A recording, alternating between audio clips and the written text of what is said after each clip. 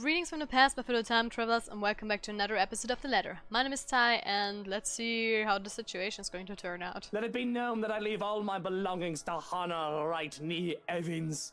Everything but 30,000 quid. But oh, I see a bright light. I see a farm.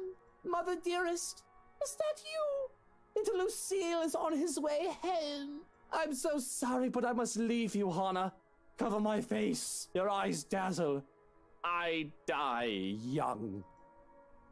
That much I can manage through the hangover. Nothing entirely of my fault considering I've twice drunk the night before. Another thing I will never admit. Really, it's a miracle I haven't accrued alcohol poisoning yet. Oh, stop being so melodramatic, Luke. Besides, you never lived in a farm. You hate farms. We are not bringing you to the hospital for a hangover. Really. One would think you'd be used to it by now with how stubborn you are about your drinks. Dare I ask what the 30,000 quid is for, though? It pulls a small smile from her for a moment, but the pinched look on her face returns quickly enough. He lost a bet with Robert and Elise after a night of drinking at the Crawl. 10,000 each. And another 10 to me. The sneer that makes its way on my face doesn't hold as much heat as it usually does. It's just a bit of a friendly ribbing. Though I still wish she wouldn't tattle. Of course, it was my fault for mentioning the money. It wasn't like anyone will notice 30 grand missing from millions, though. It's a matter spent on a normal weekend. Oh, must you be such a teacher's pet? I told you not to talk about it. I'm having second thoughts about moving to the penthouse. If this is what you do when I'm not looking. I've almost forgotten about that little arrangement too. Shame. Hopefully that's the reason why she's so intent on glaring at the table until its varnish peels off. The alternative would be sobering. It was that one time. I'm not a child in need of minding or mother hens. As much as I'd love for you to stay, you said you need some time to yourself. Don't let the fact that I lost a bet once make you think I have to be supervised. It wasn't.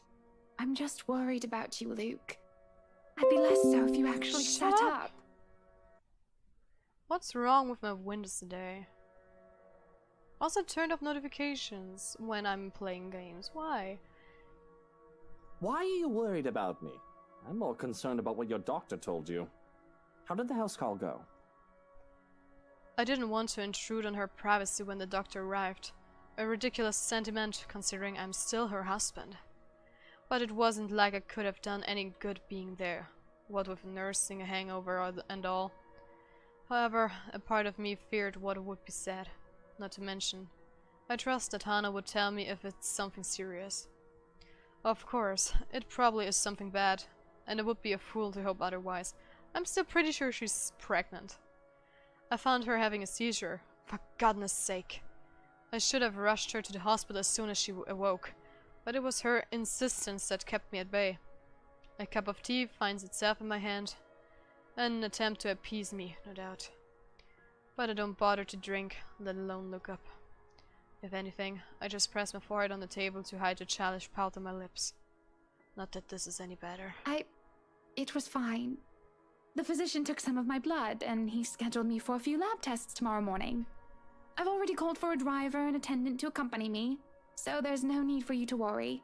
And what? You'll just be leaving me behind then? And I don't think you should be going anywhere alone. You hate hospitals even more than you hate farms, Luke. And Kylie's coming for your play date tomorrow, remember? Relax. I'm taking Johans with me if it makes you feel better. Herr Dr. Hobbs asked that I keep her under observation for the time being.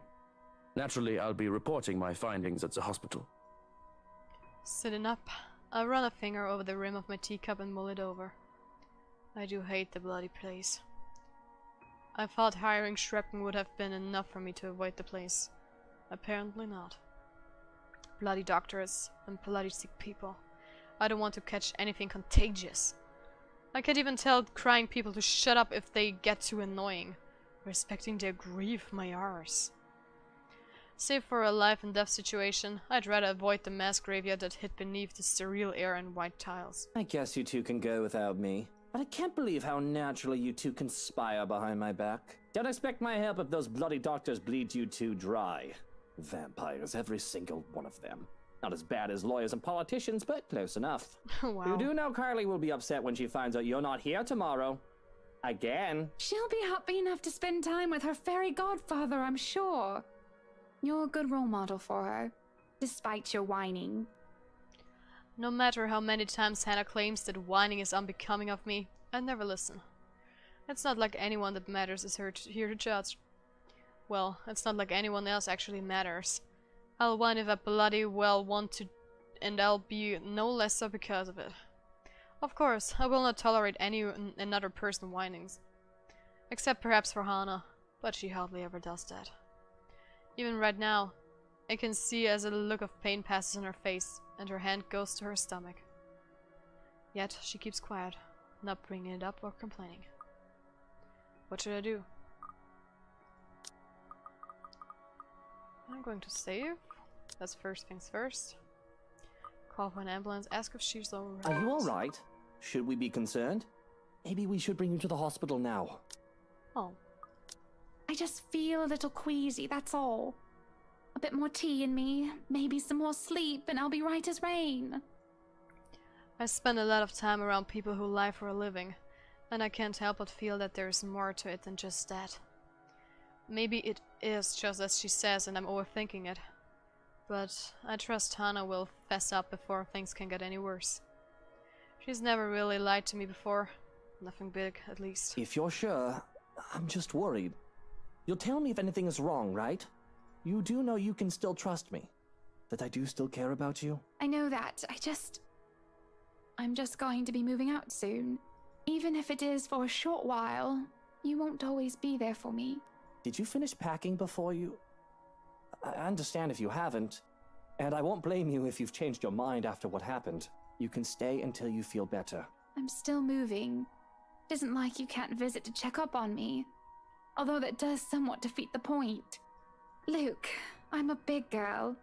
I'm going to get a checkup tomorrow, take whatever pills they tell me to get, and get over it. You really don't need to worry. I'm fine. Oh, I do so hate those words.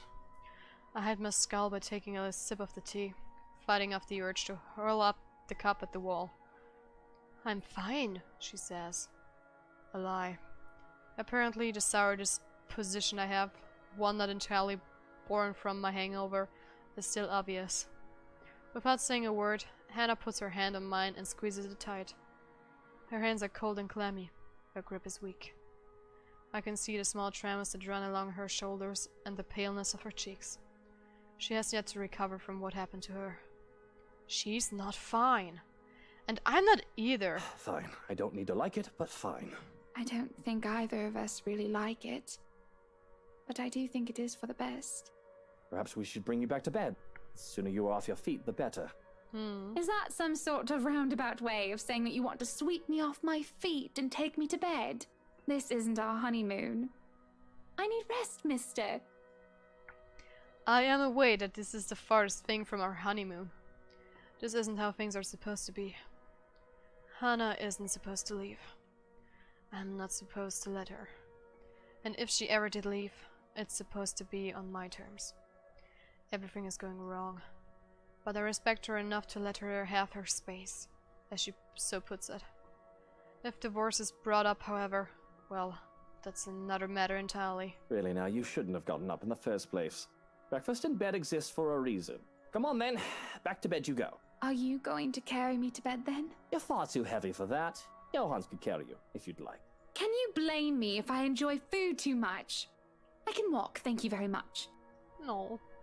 I don't say a word as she clutches my arm to steady herself.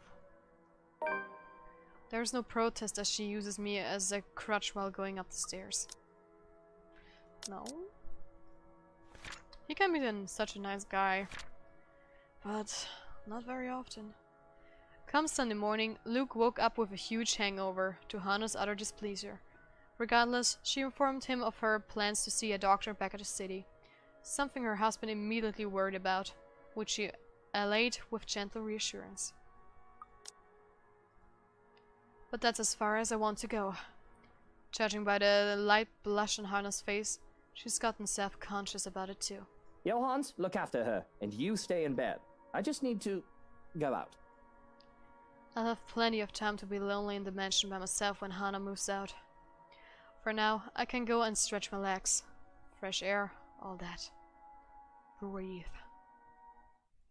Grey skies loom over the horizon, though the sun fights for every precious minute and it gets to stay. It will rain again soon, with the wind bringing along the gloomy clouds normal to Luxburn. Until then, it doesn't hurt to be out here for fresh air and sunshine. I walk to the gardens, what little of it there is at the moment anyway, and kneel by the daffodils. Oh, so pretty. These were the first to be brought here and planted on my request. And if nothing else, they brought in a sense of peace. They were Mother's favorites. Closing my eyes, I lift my chin up to welcome the light that shines upon me. And, for a minute, I can imagine myself as one of the flowers, peaceful, blooming, and all too happy to stand in its warmth. Life would be much easier if we were all like flowers, wouldn't it? But I didn't step out here to get all philosophical. I have problems much more practical than figuring out the meaning of life after all. Too many things have gone on these past few days, and I want to forget about them, even for just a moment. It's almost All Saints, isn't it? To think I've almost forgotten. I speak the word absent-mindedly. The date means nothing to me as I neither worship the religion nor have any graves to visit. After all, Mother was never given a proper burial. But it's a date, as good as any, for me to grieve. Otherwise, I would have done so every single day, crippling myself and shutting everyone else out. I can remember how the flames licked at her flesh and how it consumed her body, until there was nothing left but ash. I stood there watching with the operator and a social service worker, though I could have been alone for all I cared. I felt alone. It was the most that could be done, and no one would attend at the funeral of a dead prostitute, let alone pay for it. All that is left of her, proof that she had lived, is her name written in the ledger of Luxburn Cemetery, a lighter and me. No, Eleanor. Pulling out the lighter from a jacket, I can't stop myself from flicking it open to stare at the flame and to run my thumb over a name. All in all, it isn't much, but it's something. And it will be wrong of me not to make something of myself when she would have given everything to make sure I can become anything I want to be. Feels like I'm stuck in a nightmare right now. What I would give to have you here by my side, Mother dear. To see you smiling at me. Alive and as beautiful as ever. Oh. I'm afraid I'm starting to forget what your face looks like. I've already forgotten the shade of your hair. Eleanor Chandler was a wonderful woman, though not everyone would have agreed. Not everyone had seen past her occupation, past her vices and her illness. All they saw was a poor woman who sold her body to make ends meet, and had a bastard son because of it. They didn't see the mother who worked hard to put food on the table for me, the woman who gave and gave and gave to me while expecting nothing in return. She taught me the merits of hard work, but though I loved her so, I worked hard for myself. I would not be so foolish, so selfless towards people who would never give back. I learned it from the father who plucked me out of an orphanage for his own selfish gain. I pocket the lighter before I can feel the urge to actually set anything ablaze. Considering my close proximity to the flowers, they would be the most likely victim of arson. Just the thought itself is blasphemous. Nevertheless, that doesn't save them from being picked. Just enough to make a bouquet of the things in honor of Eleanor. Would you be proud of me if you saw me now, Mother? Maybe. You're always so forgiving. No matter what trouble I got into, more than I deserved. Especially now. It's been a while since I've talked to my mother like this. I've been thinking of both my dear parents far too much, as of late, when I shouldn't. I have a future to look forward to, and the present to take care of. These memories of the past give me nothing but grief. The life of Lucille Michelle Chandler should be nothing but a footnote in Luke Wright's non-existent autobiography. It's because of Hana, isn't it? I worry that she is all too much like Mother that it scares me. and the thought that I'm turning into my father is even more so. But even if history is so set to repeat itself, I'm not a child anymore. Content to sit aside, unable to do anything to help, and too inexperienced to think that the worst wouldn't happen. I have money to buy the best medicines and doctors if need be. She'll get better. She has to. And once we get over this little bump in the road, I can stop worrying. All will be right with the world. Unfortunately, my time alone is cut short though. I think those flowers look beautiful, my lord. Okay. The parlor, the room where the lady stays for her tea, it could certainly use some. The voice is not familiar, though I'm not really one to remember such things. What the heck?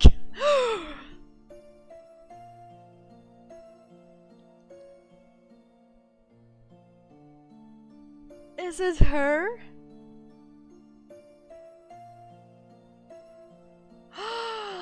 Is it the girl? No, wait, what? What? I'm totally confused now. Going with her attire, I would say that she is one of the housekeepers. Strange, considering I've sent all of the staff but Johann's away. And her face, as pretty as it is unfamiliar to me. It would be a lie if I said that it didn't set me on edge. Most would say that I care little for my employees. That isn't entirely untrue. However, I'd like to think I know the people who work for me, especially those who would roam my home, even if it's just a face and a name. Besides, I would remember a beauty such as her. So who is this? If she is someone impersonating a household staff to get in, she's doing a bad job of it. Didn't you get the memo? Are you new? Today is a day off. You aren't supposed to be here. I expect poor excuses and apologies, the likes of her often give, but she merely smiles. Oh, no. I've been a servant here since you first came. I see no signs of lying nor hear it in her words. Yet they can't be true. But I find that I feel like I can relax. She has that sort of smile that make one's kindness shine through without words or actions. It reaches her eyes, filling them with a strange sort of nerve, as if she's just thought of something very funny. Perhaps, had it been any other person, I would have interpreted it as a deceitful grin. But the color of her lips and the shine of her eyes are too soft to hold any malice. She takes my silence as a sign that she can continue. And it's not like I feel any urgency to stop her. I'm not really in the mood for company. But I'm not adverse to it at the moment either. Entertaining a beauty like her, even for a little while, wouldn't hurt. It helps that she proves easy to listen to, despite how oddly she speaks. I'm sorry. I apologize. I shouldn't have bothered you. Look at me, talking to the master of the house without even asking for permission. What will the others think? If you'll excuse me, I'll just... I haven't driven you away yet, have I? And it's your day off. I don't see why we can't chat a bit. Of course. If that is what you wish. As long as it does not get you into trouble with the lady. To even take time for someone as lowly as me. No wonder that everyone under the mansion's employ is so fond of you. Though it should have no longer been a surprise to me. You have always been such a kind and loving lord. I have to stop myself from calling her out on her shite. It's almost as if she's talking about an entirely different man. No matter how big my ego gets, I know for a fact that I'm hardly in the running for a Best Boss of the Year award. The only reason that most of my staff stays because of the decent compensation. I'm not that cheap. But if she wants to lay it on thick, I allow it. Who wouldn't want a beautiful woman complimenting them? I'm sure she'll be fine with this. We are just talking after all. Unless you had other things on your mind when you approached me. The words leave my mouth before I even realize what I've said. I panic a bit. Though I can get away with picking up women out in the city, sometimes even out of the county, I've always taken care not to do so in my home or in my business. Not when it will be so easy for Hana to find out about my infidelity through these channels. Though, seriously, I still don't see what the big deal about it is. I just have an itch I need to scratch. I know it must be amusing to see a girl flustered for a man of your stature. But please don't say such things, my lord. I saw you alone and simply thought you could use some company. Thankfully, and I do count my lucky stars, it seems the woman takes it as a joke rather than the casual pass it was intended to be. So how are you liking your work around the mansion? The place is wonderful, but I imagine the upkeep is ungodly with all the rooms and whatnot. I don't even want to think about how many people are on the staff roster. Work is work, my lord. It is a way of living. A purpose from day to day. It is certainly far better than doing nothing or having no food to eat.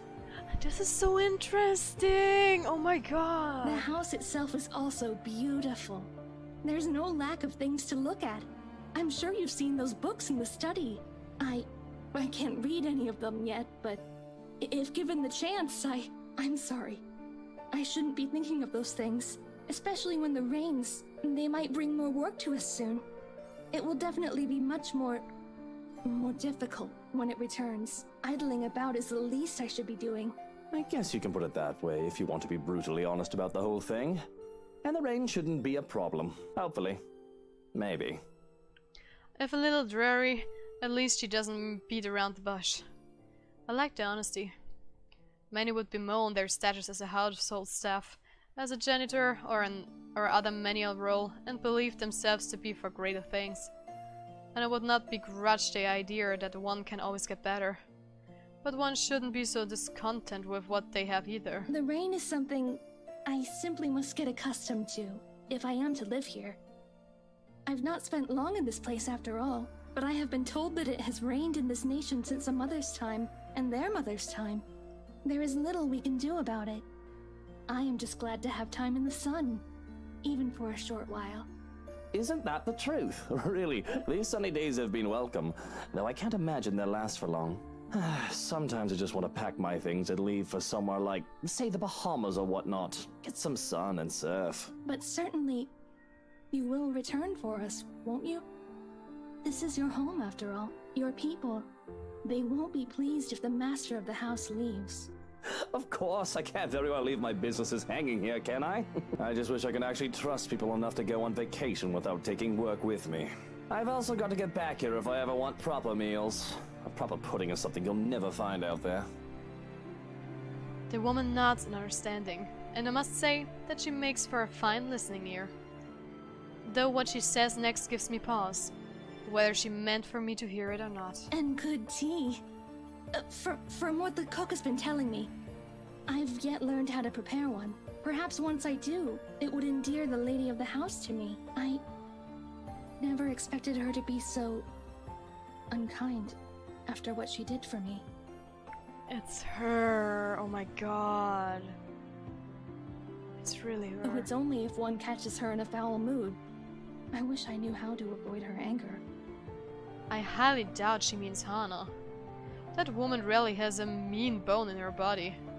And when she actually is nasty towards someone else, it's usually deserving enough, much like with that Rochelle woman. Hell, she even tolerates Harvey for me, even if she did admit that she doesn't quite like the man. She must mean the head housemaid, right? I have to laugh at that. Not that I have room to speak. I don't deal with her myself anymore, though even Johan says a few choice words about the head hag. She's just been under the right employer when she has also head housemaid for my father. And if anyone's not going to get along with someone, it would be that crotchety old woman. I don't even remember her name. But the woman had been this strict upstart bitch who took one look at me, her master's bastard son, and turned her nose up, as if she were better by mere consequence of birth. That, and she absolutely loathed my very existence. Perhaps the rumors had been true. She had a miscarriage while bearing another one of dearest father's children, and she saw me as an obstacle to her being granted a better standing life. I remember that much at least.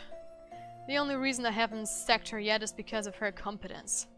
Also because working under my household makes her absolutely miserable. Her resignation made impossible by her pride. Nobody really gets along with that woman. I think everyone just tolerates her because of how old she is.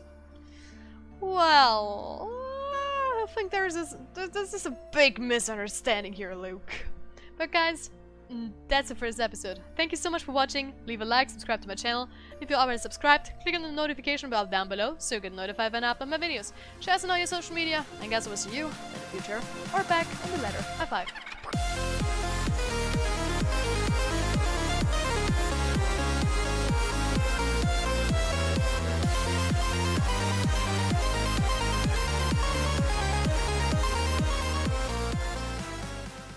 But she's so pretty. Oh my god.